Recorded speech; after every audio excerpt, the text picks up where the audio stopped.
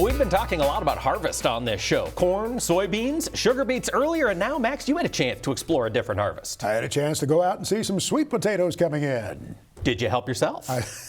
Well, of course I did. Some people call it the orange superfood. Some of the growers would say that. I was in the fields out there the other day near Winston-Salem, North Carolina. That community was put on the map by tobacco, a crop still grown in North Carolina. But many growers have transitioned to something else, and Zach Smith went from tobacco to sweet potatoes. And his 2020 crop looks like his best ever, he told me.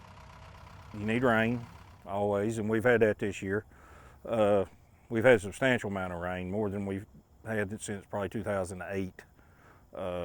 This crop has been probably this biggest crop that we've had, and this is our 13th year of doing this. We transitioned out of tobacco into the sweet potatoes several years ago, and for as far as growing, just we have red clay land and it grows it good. We fertilize, we don't spray, we just use natural fertilizer, and that's, you know, we're not like the guys down east that has nice sandy land, but we still roll out pretty sweet potatoes. America gets about 40% of its sweet potatoes from that state of North Carolina alone. And some of those growers sell their crop to the world. Yeah, North Carolina is the only state in the country right now that can export sweet potatoes out of the U.S. Ours stay local.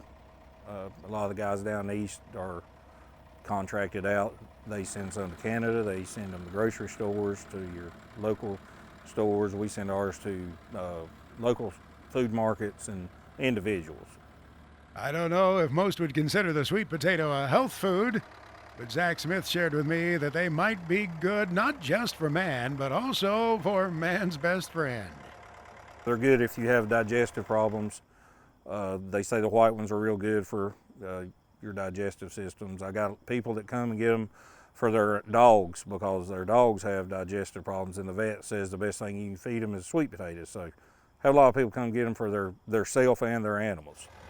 I confess to Zach Smith, I also eat the skin of the sweet potato. Is that wrong? No. It's perfectly fine to eat the skin. I eat the skin of a regular baked potato.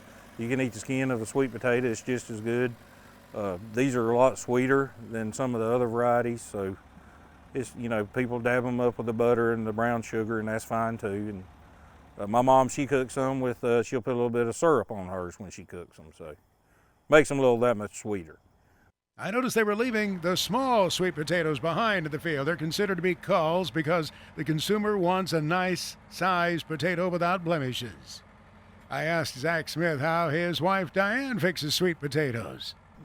She makes excellent casserole, and she'll chop them up in cubes and fry them in the oven that way, cook them in the oven. And she's got her little secrets, which I don't know nothing about, but I just know I like them and they're good when I eat them.